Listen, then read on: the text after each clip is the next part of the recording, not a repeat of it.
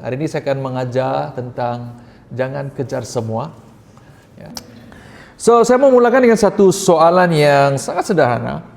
Ya.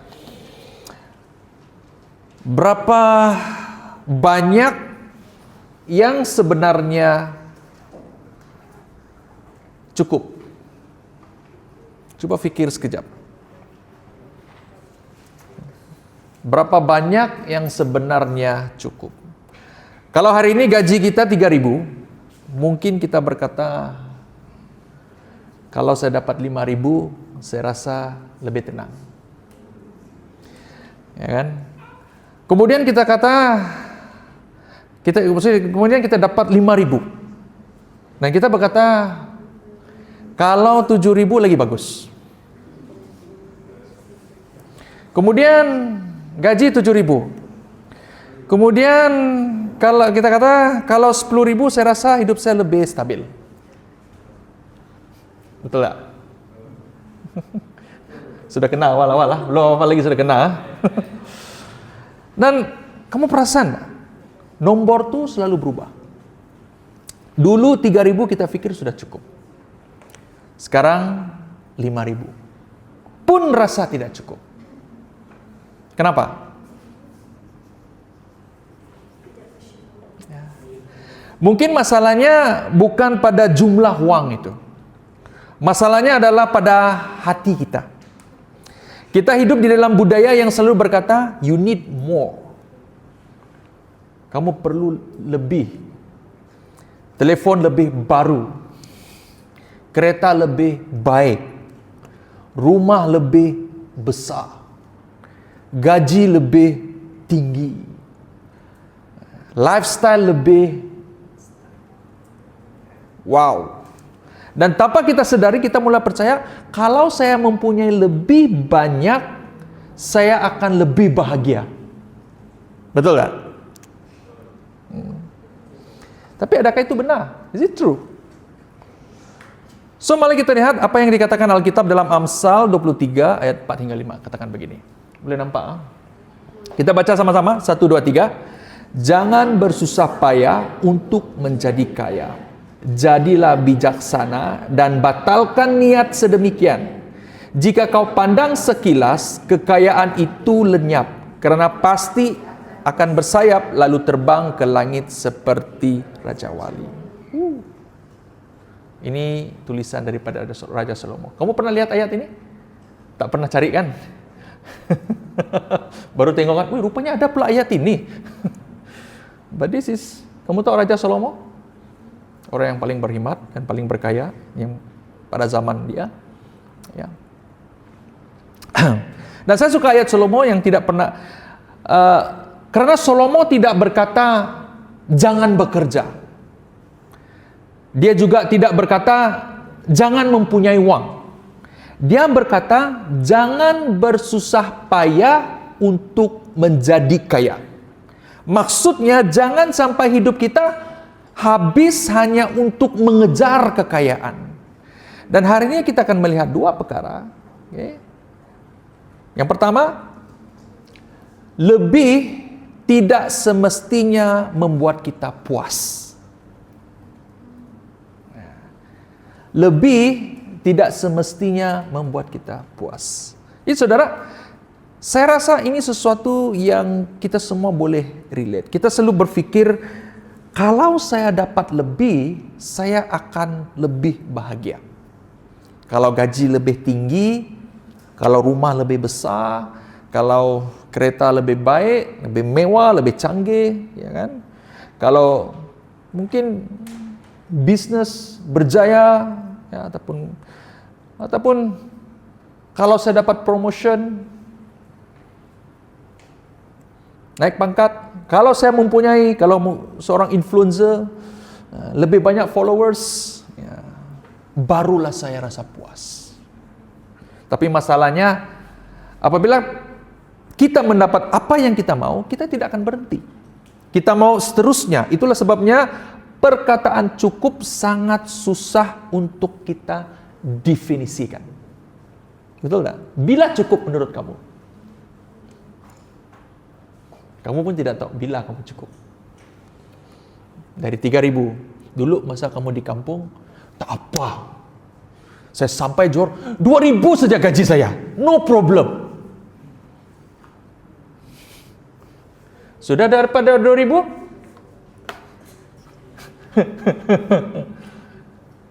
Mau 5.000 lagi. Pas itu kamu sudah oke, naik, sudah kamu kerja 5.000. Yes. Ayah. Sudah start pakai baju Uniqlo. Sudah start pakai kasut Converse harga 300-400. Dulu kalau pakai kasut yang apa kata Indonesia yang KW yang apa nama nih yang simple-simple RM50 pun oke. Sekarang kena pakai yang 300 ke atas. Ya, sudah start increase. Dan kita berkata, bila sudah sampai di sana saya akan tenang. Tetapi apabila kita sudah sampai satu tahap yang kita mau itu, kita pindahkan garisan itu. Betul tak? Sudah sampai tahap itu, saya rasa kena tambah lagi, angkat lagi. Sedikit. Jadi mungkin persoalannya bukan berapa banyak yang saya perlukan, tetapi mengapa saya rasa saya perlu lebih. Faham tak? Ya. Karena Matius pasal 6 ayat 19 30 seperti ini. Yesus berkata, janganlah kamu mengumpul harta di dunia. Dan kemudian Yesus juga berkata, karena di mana hartamu terkumpul, disitulah hatimu berada. Betul tak? Jadi perhatikan, Yesus bukan berkata uang itu jahat. Yesus tak kata uang itu jahat. Yesus sedang bercakap tentang hati kita. Sebab apa yang kita kejar akan menunjukkan apa yang paling penting bagi kita. Kalau setiap hari kita pikir tentang uang, kalau setiap keputusan kita berdasarkan uang, kalau mood kita bergantung kepada keadaan keuangan, mungkin kita perlu berhenti sekejap dan bertanya, siapa sebenarnya sedang mengawal hidup saya? Kadang-kadang mood kita tergantung dengan uang. Ya, kalau tinggal RM10 itu siaplah. Bad mood terus. Suruh beli Ajinomoto pun marah. Ya. Kadang-kadang kita berkata, saya bekerja untuk keluarga, bagus. Kan untuk family ya. Tetapi kalau karena kerja kita tidak pernah ada masa untuk berkeluarga, kita perlu berpikir, berhenti dan berpikir. Berhenti dan berpikir. Dan kita berkata, kalau saya mau hidup lebih selesa, tidak salah. Tapi kalau demi keselesaan, kita mulai berhutang di luar kemampuan. Dan kita perlu berhenti dan berpikir. Dan kita berkata, saya mau masa depan yang lebih baik, bagus. Tapi kalau dalam proses membina masa depan, kita kehilangan hubungan dengan Tuhan, dan kita perlu bertanya, adakah masa depan yang saya bina ini masih mempunyai Tuhan di dalamnya? Jadi saudara, lebih banyak tidak semestinya lebih bahagia.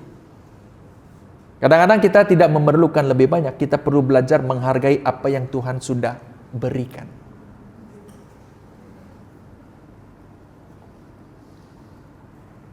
Betul tak? Ya. Jadi hargai apa yang Tuhan sudah berikan.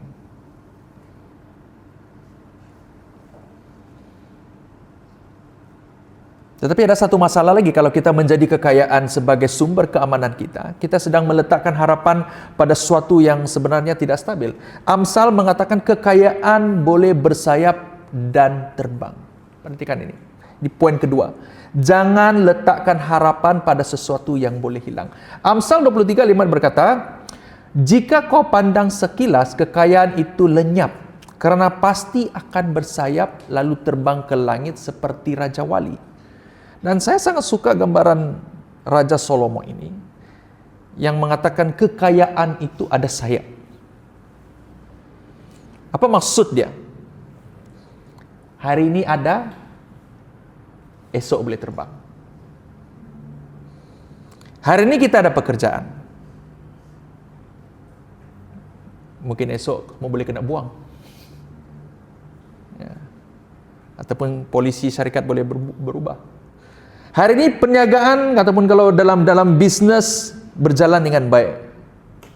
Mungkin esok ekonomi boleh berubah. Hari ini kita sehat. Ya kan? Semua sehat hari ini. Mungkin besok tak sehat. Hari ini kita ada simpanan. Mungkin berlaku sesuatu yang kita tidak jangka. Kita tidak tahu apa yang berlaku esok. Sebab itu 1 Timotius pasal 6 ayat 17 katakan begini. Jangan berharap kepada kekayaan yang tidak kekal, tetapi berharaplah kepada Allah.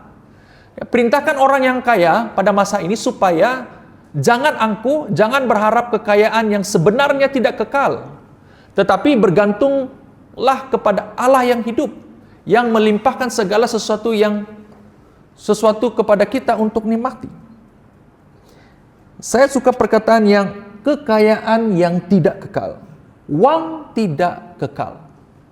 Ya. Tetapi Tuhan kekal. Pekerjaan boleh hilang. Tapi Tuhan tidak pernah meninggalkan kita. Ekonomi boleh berubah. Tuhan tetap sama. Account bank boleh berkurang. Tapi kasih Tuhan tidak pernah berkurangan. Jadi masalahnya bukan kita punya uang, tapi masalahnya adalah apabila kita mula berharap kepada uang lebih daripada kita berharap kepada Tuhan. So, apakah yang kita sanggup korbankan? Saya mau tanya kita satu soalan yang mungkin lebih dalam sedikit. Apa yang Anda sanggup korbankan untuk mendapatkan apa yang Anda mau?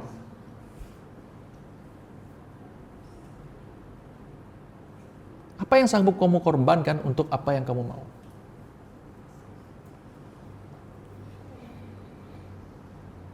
Kamu mau kerjaya yang baik, bagus.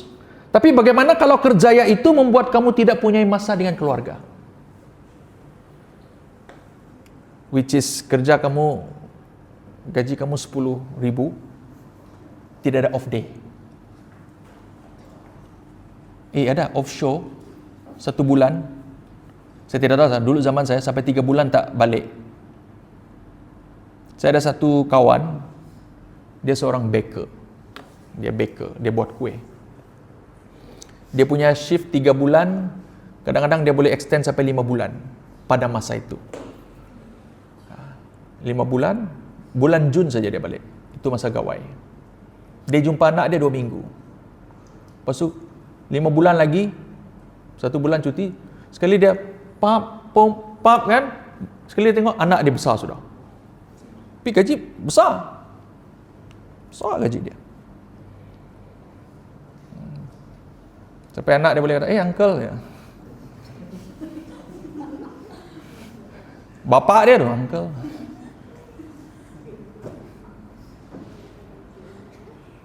Dan isteri dia ada orang lain. 5 bulan tidak ada. Duit ada. Ada, banyak. Tapi keluarga dia tak. Dan saya pernah ada satu testimoni seorang rakan juga. Dia begini, kalau kamu berkeluarga janganlah. Saya miss part saya dengan ketika anak saya kecil. Dia tak ada masa macam saya dengan Agung Iten ni. Dia tak ada masa itu. Jadi maksudnya hubungan dia dengan anak tu tak ada. Itu yang dia miss part dan dia rasa sangat rugi. Karena dia terpaksa kerja. Ya. Untuk keluarga. Ya.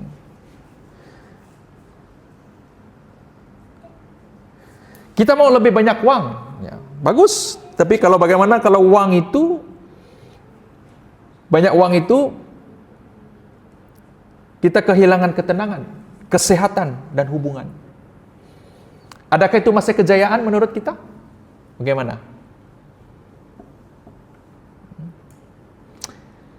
Yesus berkata di dalam Markus pasal 8 ayat 36, apa gunanya seseorang memiliki seluruh dunia tetapi kehilangan hidupnya?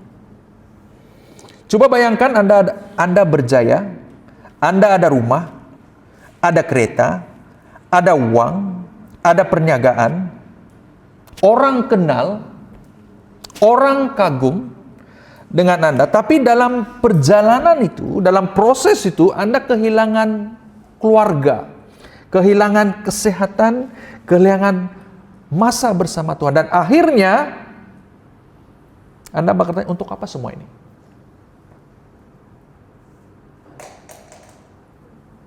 Jadi saudara, kita boleh dapat lebih banyak, tapi kehilangan perkara yang lebih penting. Itulah sebabnya Yesus berkata di dalam Matius pasal 6 ayat 33, tetapi carilah dahulu kerajaan Allah dan kebenarannya. Perhatikan, cari dahulu, bukan jangan kerja, bukan jangan mempunyai uang, bukan jangan mempunyai impian, tetapi Tuhan mesti menjadi yang pertama. Kerjaya boleh menjadi sebahagian daripada hidup kita, tetapi kerjaya bukan hidup kita. Uang boleh menjadi Allah, tetapi uang bukan Tuhan kita. Ya. Rumah boleh menjadi berkat, tetapi rumah bukan keselamatan kita. Pekerjaan boleh memberi kita status, tetapi pekerjaan tidak menentukan nilai diri kita. Di Kristus yang menentukan siapa kita. Dan ini saya mau kita belajar. Belajar berkata cukup. Ya. Amin. Ya. Belajar cara berkata cukup. Pernah cakap cukup kah? Belum pernah kan? Tapi firman Tuhan kata Ibrani, coba membaca nih. Ibrani 13 ayat 5. 1, 2, 3.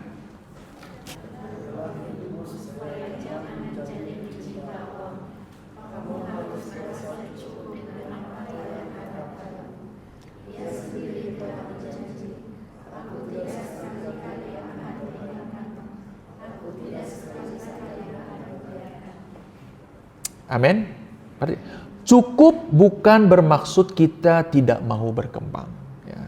Cukup bukan bermaksud kita tidak boleh mempunyai impian.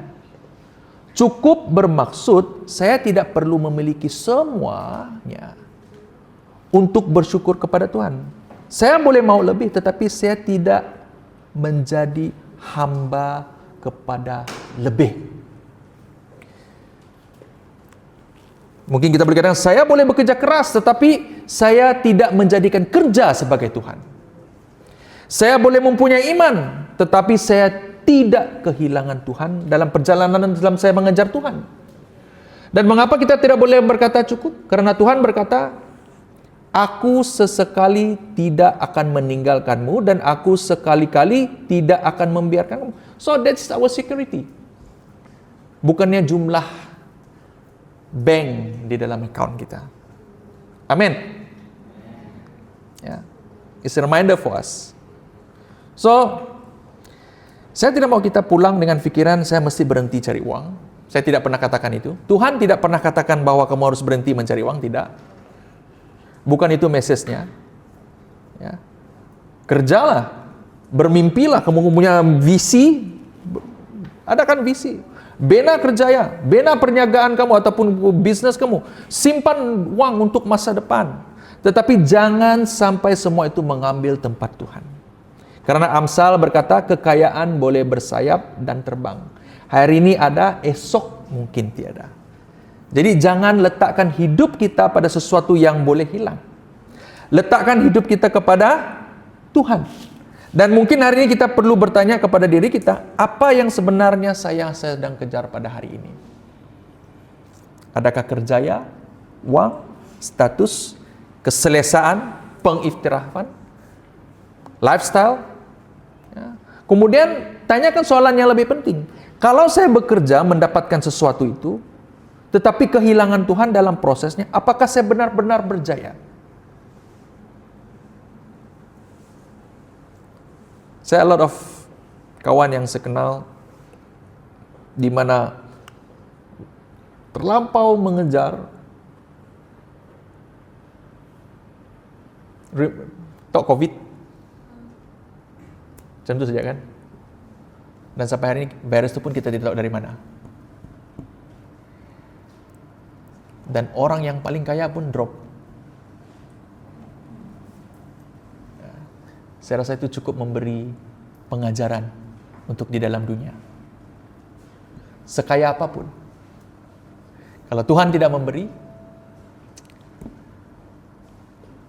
ujung hari banyak orang datang kepada Tuhan juga akhirnya. So, it is true. Apa yang Tuhan katakan sebenarnya. Apa yang firman Tuhan katakan. Bena hidup kita berdasarkan Tuhan. Not our identity not caused by kawangan, our status, our pekerjaan. Nothing wrong with that, but jangan jadikan itu identiti kita. So saudara, jangan kejar semua. Kejar apa yang bernilai. Karena suatu hari nanti kita akan sadar, rumah bukan yang paling penting.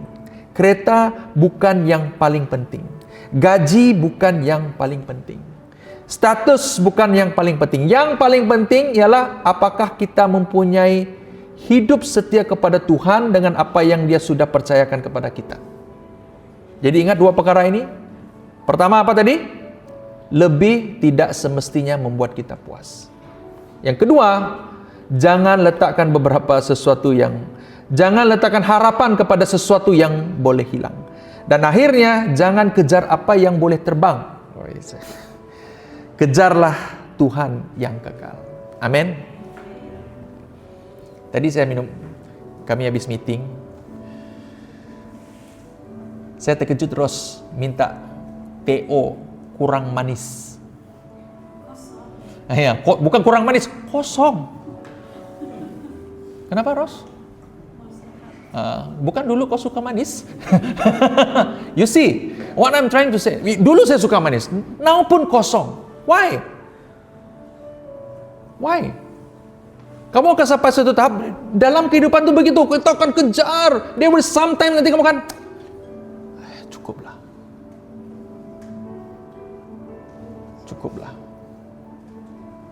Sekarang ya memang saya sakit. Ibu bapak pun kita kasih tinggalkan. Ini impian saya. Bila sampai the right time sudah, apalah semua ini. Karena tiada kebahagiaan, tiada ketenangan dalam hidupmu. Sama seperti minum kopi kosong, teh kosong tadi. Tak apa, yang penting susu. Salah order susu. Oh tak apa, yang penting dia kosong. Karena dia tidak mau cari. Apa yang dia mau cari? Yang sehat. Artinya kau mencari gaji yang besar, kau tak sehat secara rohani, tidak secara prihatin. Kamu takkan kejar. Apa gunanya ada uang? Ada uang, ada semua orang datang dengan kamu dekat. Bila kamu susah, ini gara-gara tengok satu cerita movie. Hilang sudah harta dalam tu. Kawan sudah tak mau cari sudah. Kosong balik. You see? So, ini peringatan untuk kita semua yang di sini, semuanya anak-anak muda.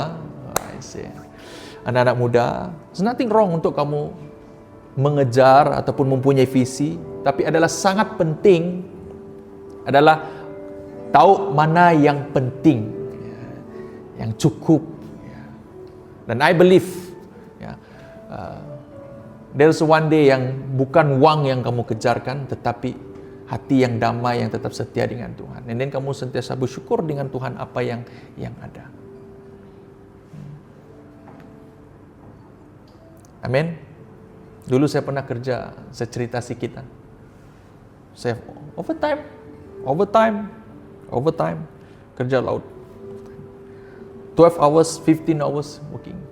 Dan sekarang saya rasa pinggang itu. Batuk sedikit kan, sudah kan, terus yang. Dulu punya mau lawan orang kuat kan. Dan I realize that, what if kalau dulu saya betul-betul jaga saya punya tubuh badan. So, sebelum kamu ke arah sana, to that path, sebelum itu, menyesal, prevent. Prevent is most better than cure. Macam tu kan? Artinya, dalam bahasa Malaysia apa prevent lah? Mencegah lebih baik daripada mengobati. Karena mengobati itu kamu sudah sakit. Either you boleh sembuh ataupun terus makan ubat. Mencegah, you still berhati-hati. Still have the option. Alright? So pray for it. Amen? So